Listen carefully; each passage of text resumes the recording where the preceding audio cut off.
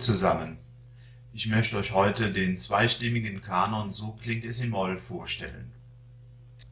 Die Molltonleiter ist im Stück verwoben, aufwärts dort wo die Akzente sind und abwärts ganz zum Schluss eine komplette Molltonleiter.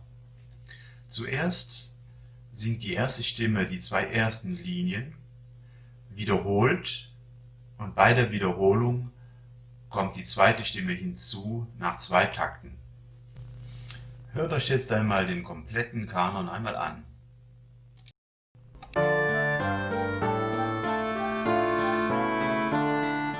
La, di, do, wie toll, es klingt auch schön in Moll. Do, re, mi, wi, wi ist auch ganz würdevoll. Fa und zum Schluss noch Sol, la, ja, ja. Moll ist auch dem letzten jetzt ganz sonnenklar. La, di, do, wie toll, es klingt auch schön in Moll. La, re, mi, wie toll, es klingt auch schön in Moll. Do, re, mi, wi, wi ist auch ganz würdevoll. Fa ist auch zum Schluss noch ganz sonnenklar. Ja, klar. Moll ist auch dem letzten jetzt ganz sonnenklar.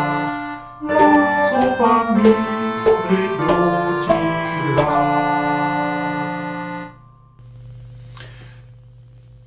Im zweiten Teil des Liedes habe ich jetzt noch Begleitstimmen hinzugefügt. Zuerst mal hier die Begleitstimme für Mallets Glockenspiel. Die Oberstimme besteht aus 4 Tönen A, B, C und D. Die Unterstimme aus 5 Tönen D, E, F, G und A.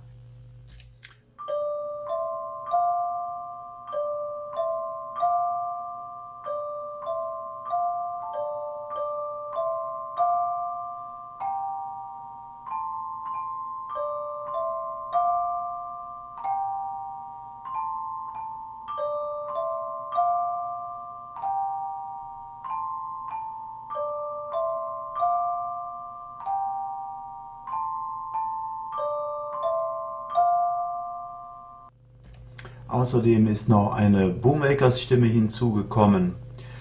Diese kann man auf 2 Schüler verteilen. Erstmal D, A. Um das A hinzukriegen, braucht man eine Oktavklappe.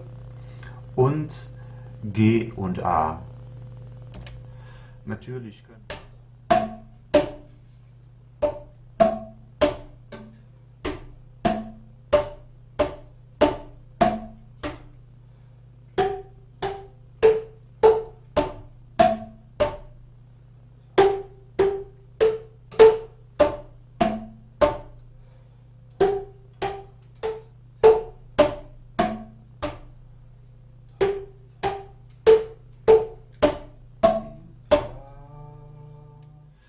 Natürlich können auch Teile dieser Begleitstimme als Intro oder Zwischenspiel gebraucht werden.